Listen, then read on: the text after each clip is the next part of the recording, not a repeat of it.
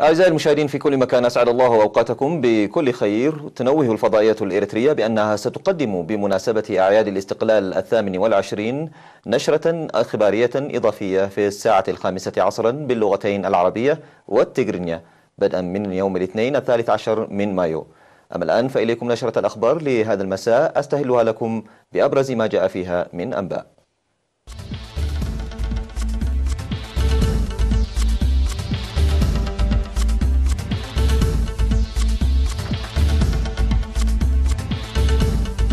وزيرة الصحة المصرية تزور إريتريا.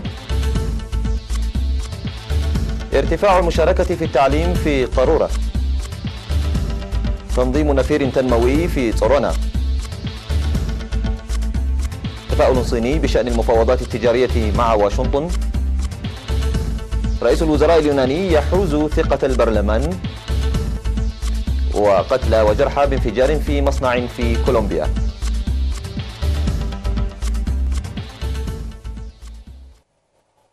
كان ذلك موجز النشرة، معكم فيها نور الدين خليفة. إلى حضراتكم الأنباء بالتفصيل.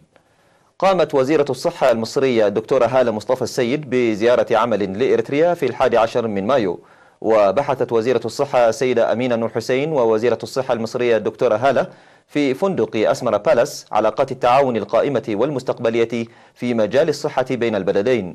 وقامت الوزيرتان برفقة سفير جمهورية مصر العربية في إريتريا السيد ياسر علي محمود ومسؤولو وزارة الصحة بتفقد مستشفى أوروت المرجعي ومستشفى دنب سنبل ومستشفى حليبت ومستشفى برهان عيني، وقدم لهن الشرح من الخبراء عن الأوضاع العامة والخدمات التي تقدمها والمميزات والنواقص.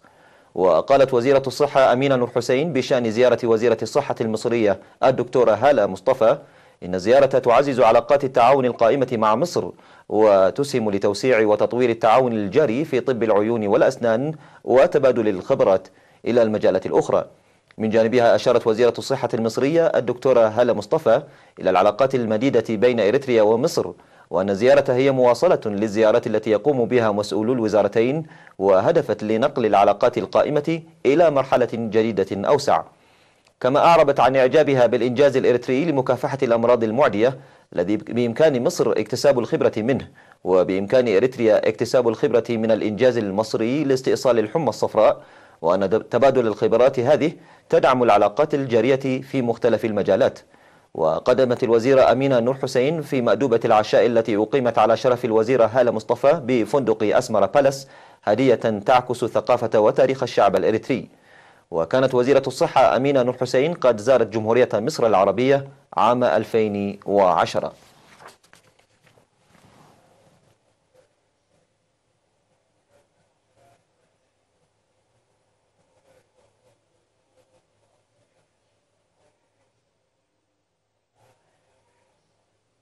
أوضح مسؤول التعليم في مديرية قارورة الأستاذ محمد عثمان علي أن المشاركة في التعليم شهدت ارتفاعا ملحوظا نتيجة جهود توسيع انتشار خدمات التعليم.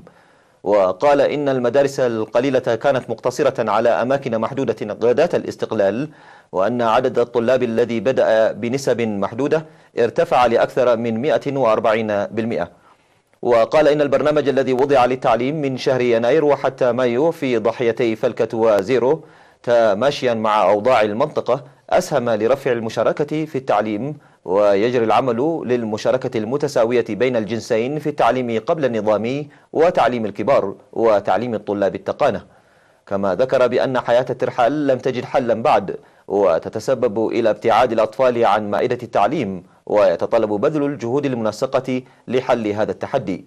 وتوجد في مديرية قارورة 3 رياض للأطفال و10 مدارس ابتدائية و3 متوسطة بالإضافة إلى ثانوية واحدة.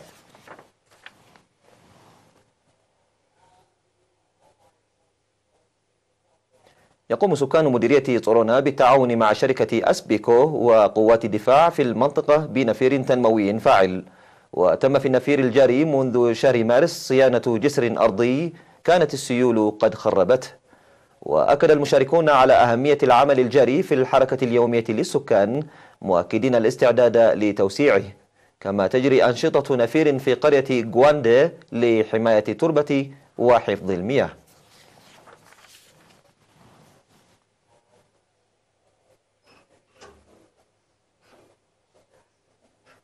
يقوم الشباب العمال في مختلف المؤسسات الحكومية بالإقليم الأوسط بأنشطة نفير في منطقة بيت قرقيش من 8 من مايو بمناسبة الذكرى 28 لاستقلال البلاد.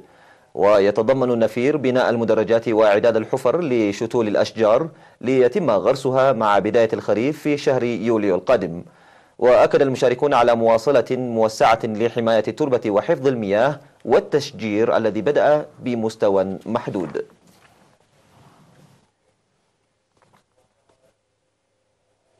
تلقى 228 شابا من مديرية مندفرة دورة تدريبية في مختلف المهن، واشتملت الدورة التدريبية النظرية والتطبيقية التي استمرت من أسبوعين إلى 3 أشهر على أسس الكمبيوتر وتصفيف الشعر وغيره. ودعا مدير مديرية مندفرة السيد هسكياس وهبت في مراسم التخريج في 8 من مايو متلقي التدريب لتطبيق الدراسة المقدمة وتطويرها أثناء العمل.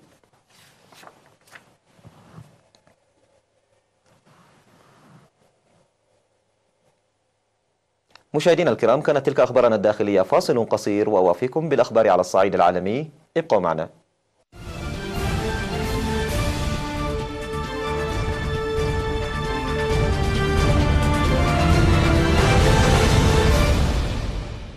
أهلا بكم.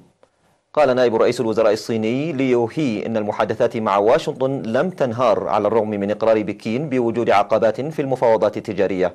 وقال نائب رئيس الوزراء الصيني للصحفيين إن الفشل في التوصل إلى اتفاق في حرب الرسوم الجمركية مع الولايات المتحدة خلال اجتماعات في واشنطن يومي الخميس والجمعة كان نكسة صغيرة، لافتا إلى أنه متفائل بحذر. وتحدث ليو إلى الصحفيين قبل مغادرته واشنطن متوجها إلى بكين بعد انتهاء المحادثات مع إصرار الصين على أن الاتفاق يتطلب رفع الرسوم الجمركية على صادراتها أولا. ونقلت رويترز عن ليو قوله إن الجانبين يختلفان بشأن حجم السلع التي تتعهد الصين بشرائها من الولايات المتحدة للمساعدة في خفض العجز التجاري الأمريكي. واختتم المفاوضون الصينيون والأمريكيون الجمعة في واشنطن جولة جديدة من المحادثات لمحاولة التوصل إلى اتفاق في أوج حرب تجارية بينهما تمثلت بتبادل فرض رسوم جمركية على صادراتهما.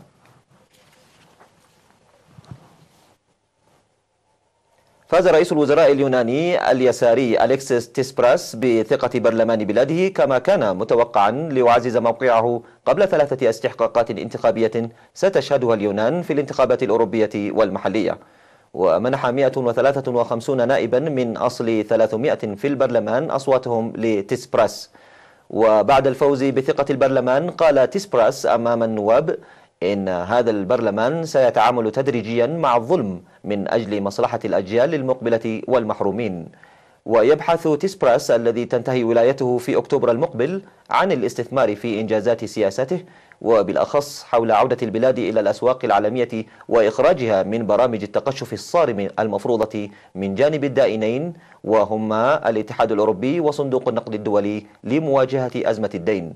ورغم انتعاش الاقتصاد منذ 2017 وتحسن أداء الاقتصاد الكلي، يواجه اليونانيون صعوبات للتعافي من الركود الشديد ومستوى البطالة التي بلغت نسبتها 18%، وهي النسبة الأعلى في منطقة اليورو.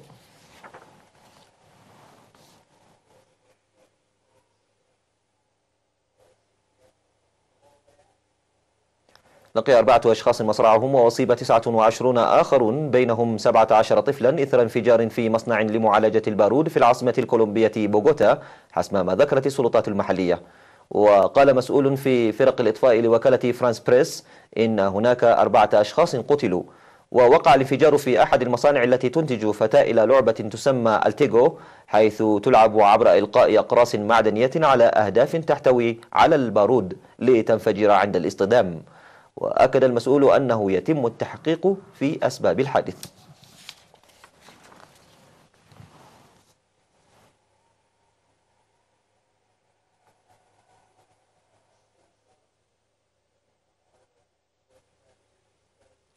طور علماء تقنية تصوير جديدة تستخدم مركبا موجودا في سم العقارب، وذلك لتسهيل رؤية الأورام الدماغية في المراحل المبكرة. ويعمل المركب الذي طوره فريق بمركز طبي في لوس أنجلوس بالتعاون مع شركة بليز بايوساينس على إضاءة الورم، الأمر الذي يمكن جراحي الأعصاب من الحصول على صورة أفضل لموقع ومدى نمو الأورام الخبيثة، والتي غالبا ما يصعب إزالتها بسبب تداخلها مع الأورام الحميدة.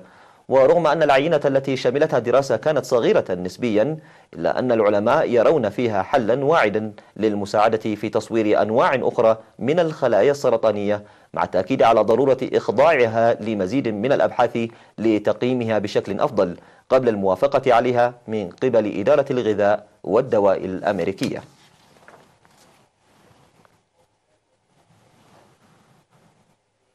بهذا أعزائي المشاهدين تنتهي نشرتنا الإخبارية لهذا المساء من الفضائية الإريترية. تحية لكم، في أمان الله.